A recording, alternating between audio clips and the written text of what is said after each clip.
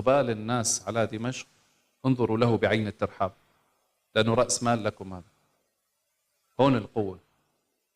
واحد بمر بيقول هدول شو اجوا يعملوا هون؟ هو هذا المجتمع السوري، فيه لبت وفيه تبع شو اسمه.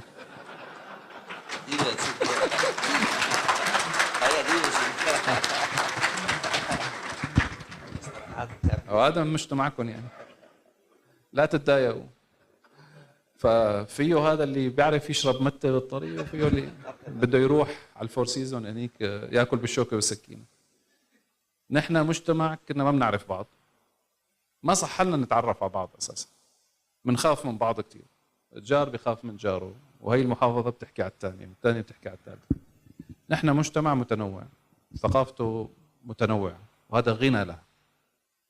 هذا ما عامل مخيف للشان.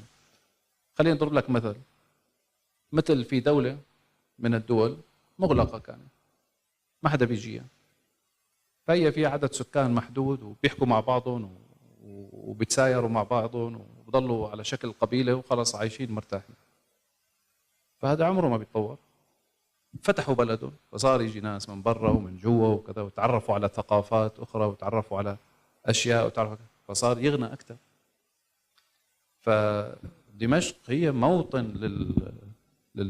للناس اللي خارج دمشق، وهي موقع مهم لزيارتها من كل العالم.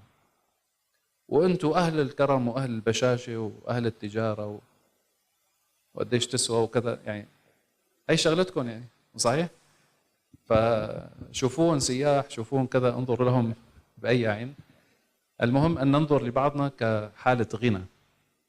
ودمشق نفسها ما المفروض نشمئز من رؤية أحد فيها على الإطلاق، بالعكس، خلينا نفرح على إقبال الناس لها، لأنه هذا يدل اللي بيته مو مضياف ما حدا بيطرق بابه.